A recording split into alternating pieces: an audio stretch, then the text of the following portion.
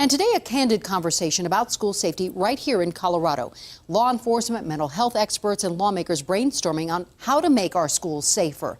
7 News reporter Lance Hernandez has that story new at 5. Lance, experts say there are plenty of needs and few resources.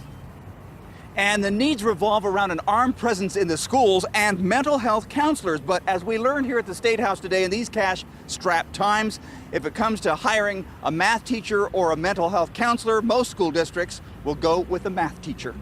What do we need? We need more SROs. Sergeant Douglas Ross says we could make schools safer with barbed wire and metal detectors, but society isn't ready for that.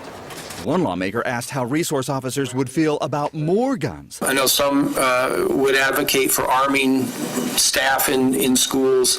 We are open to being as creative as we can to enhance school safety. But Ross says armed staff members would have to pass muster in reacting under stress and would have to be constantly trained. The skills necessary to survive a deadly encounter with an aggressive individual are perishable skills. And really all it takes is an individual who's suicidal and angry. The head of counseling at Denver Public Schools says half of her students don't have access to a counselor.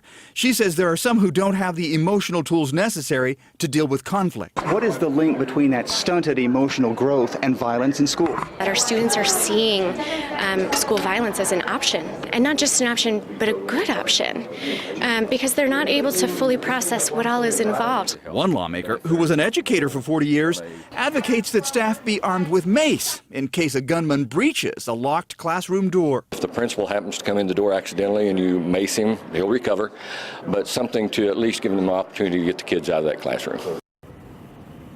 Privacy rules were also discussed. Colorado's Chief Deputy Attorney General says it can be a challenge to help kids with mental health issues when law prevents dissemination of health information. She says that is something that is worth re-examining. At the State House, Lance Hernandez, 7 News.